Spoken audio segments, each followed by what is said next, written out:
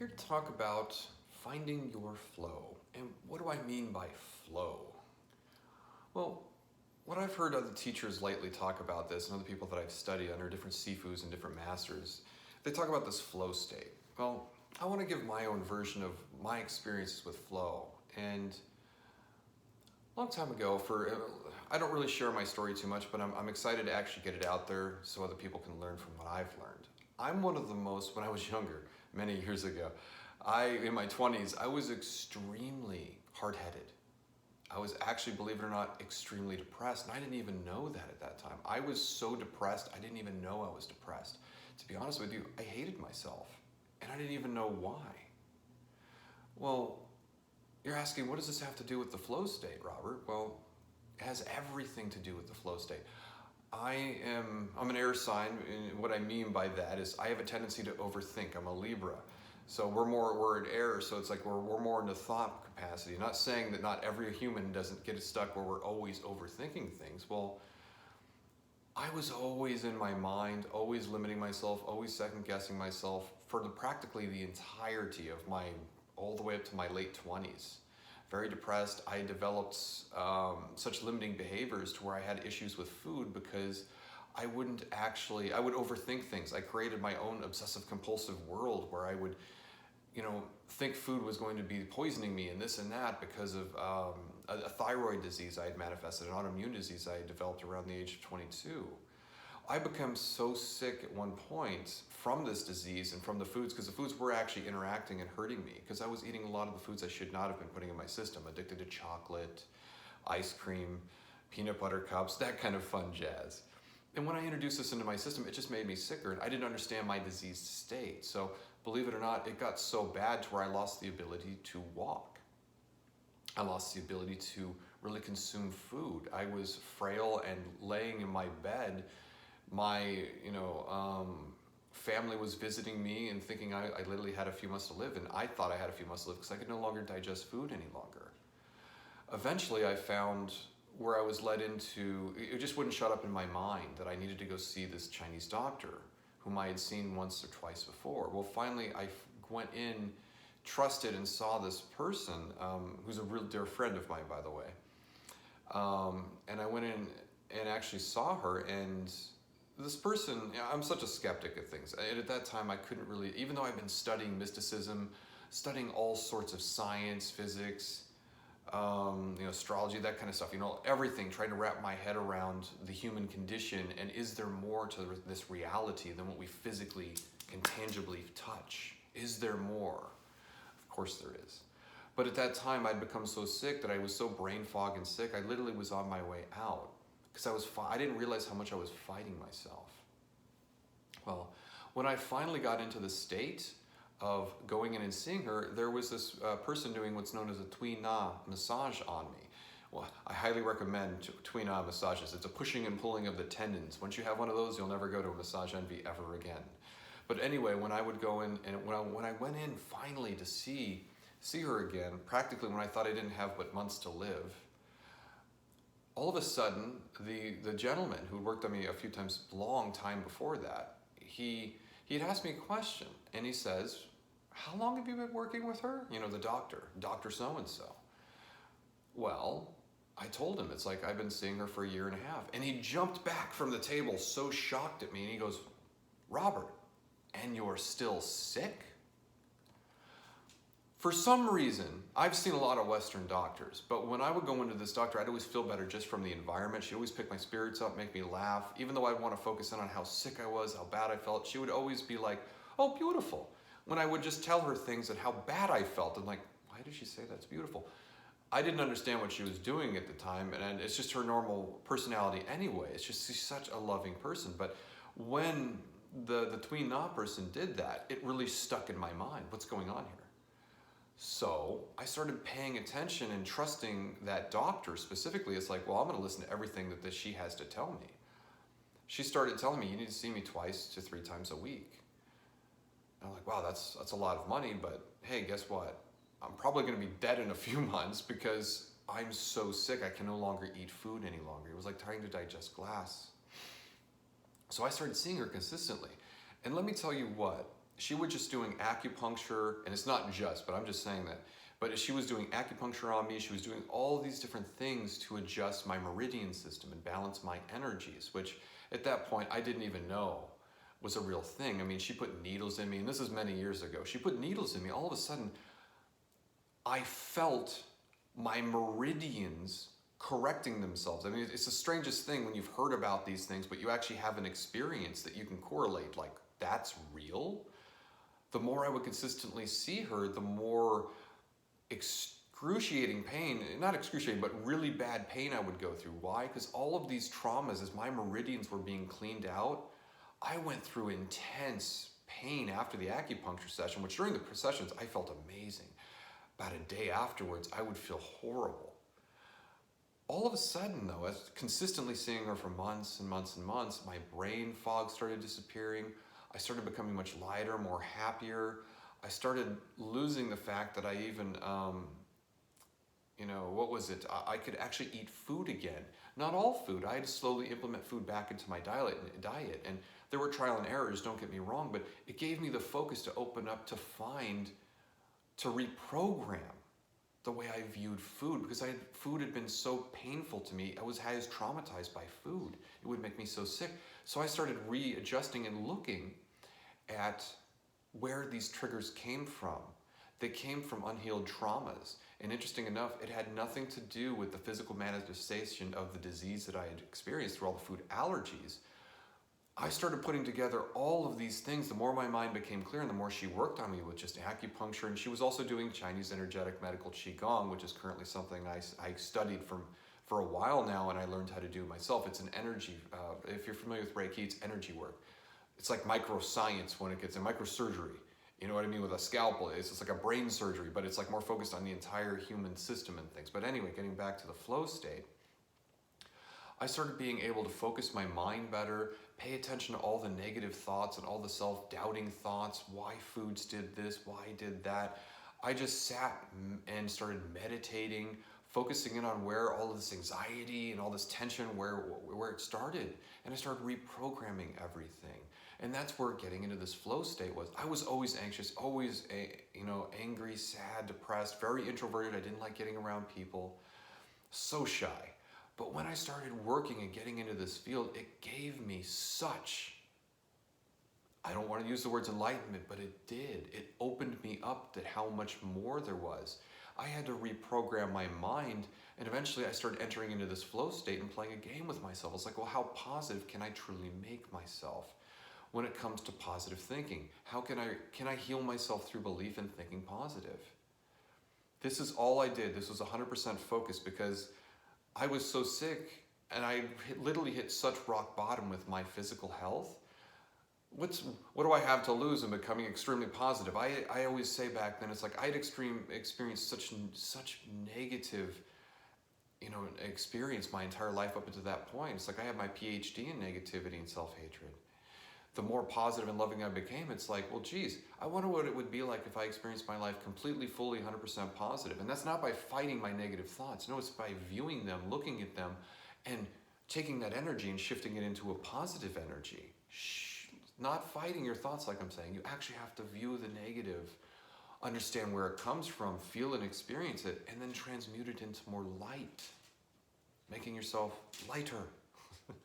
When I did this, it opened me up to higher perceptions of the mind. It made my body feel different. My sensations started changing. I started reverse aging at that time too. I started studying Qigong, which is like energy skill. And there's more than just Qigong. There's Neigong, which is internal alchemy, Shengong, which is all mind training and meditation. Very beautiful stuff. But I started researching and studying all of these things and really diving in to see, well, what's more is there? How and what more to experience are there?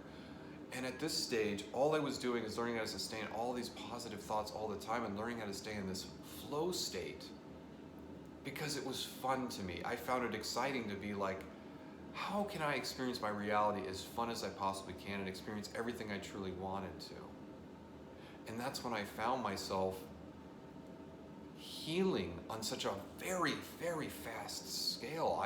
My thyroid medicine, I was titrating down. I was currently also taking painkillers for back pain at that time. I had actually at that time, and I'm not telling you to do this, but it's because of all the detoxification of the mind, body, and spirit through all the consistent work with this doctor and myself, I was able to get off painkillers, which I was on for many years for back pain, that obviously was a manifestation of hurting my digestion, getting off of them cold turkey with no dependency or withdrawal symptoms at all. And to that day, even to this day, many years later, I've never, ever actually had a craving to ever go back there. Why? I lost the urge to ever need, because when you're on something for so long, you do create a dependency on it. And this is an emotional addiction. I don't care who you are. If you're on painkillers for a certain amount of time, you're going to develop an addiction for it, okay? Whatever the reason you were given them for. But I had lost that urge to ever truly need them again. My life unfolded and changed so much because I didn't understand what I was doing, because I was spiritually evolving very quick and very rapidly. I started using the law of manifestation, which is the law of attraction for a lot of the modern people. The old school, they call it the law of manifestation, which I like always going back to the original source with things, but we call it the law of attraction nowadays. I started working and playing around with that, and things would manifest and happen exactly what I truly wanted to experience. And I'm going to make some content with the way I use law of manifestation here soon, or law of attraction, and you can find the links down in my website or in YouTube, and I will leave it for you there as the next video. You can take a peek at that. But when I found this flow state, I learned how to sustain shareable thoughts, which actually makes your thoughts more fractal. I was studying someone by the name of Dan Winter. He studied under Buckminster Fuller, he worked together for a time with Drunvalo Melchizedek up in Sedona, who wrote a lot of the Flower of Life books. And when I was researching and getting into his phase conjugation and all these other things, what he's explaining, if you want to change something called what's known as rainbow body, the Buddhists call it, or the Taoists call it the diamond body. The body of bliss is what the Hindus call it. It's all the same manifestation. It's to reach to a higher state of evolution to where you're evolving all these mystical experiences, visions, dreams, all of this amazing psychic phenomena will start happening. It's extremely a beautiful state to achieve when you can learn how to sustain your positive thoughts as much as possible all the time. It energetically links your chakras and opens you up to these higher perceptions. But anyway, the flow state, once you're in it for all of that time, I was literally doing it for months. I was having all sorts of amazing experiences in my reality, attracting all of the most positive friends I could experience, teachers to learn under, this and that. I was a kid in a candy store. I had learned how to see reality in a completely different way than what I once did as a child, teenager, and an adult in my 20s. In my early 30s, it was just, wow, everything opened up. And now I see life in a very beautiful, beautiful way. And I know that sounds kind of corny, but no, it's true. You unlock yourself, or I found from my experience through this flow state of learning how to really be in the moment, really open up. I started studying Chinese medicine after all of this. I never thought in the world I always wanted to study to be a doctor, but I didn't think I had the confidence for it. Now I just do it because it's what feels right. I don't even second guess it. I opened up to study under different masters that I would be way too intimidated back in the day. Now I've created friendships and relationships with them.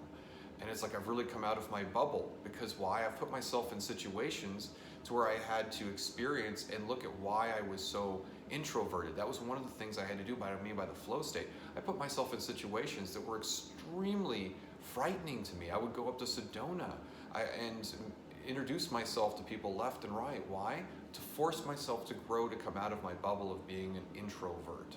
I had to learn what it was like to socialize, communicate, and learn how other people communicated. Okay? And then I would go into meditation. I would be meditating for days, to be honest with you. I would eat and then go deep into meditation, where I would just dissolve myself and learn how to focus my mind. And the way I would do that, it was just focusing on one area of a wall, and this is an open eye meditation where I'm just staring at a point on the wall, and every time I would divert or start thinking of something, I would bring focus back to that one area. This was teaching myself mind focus.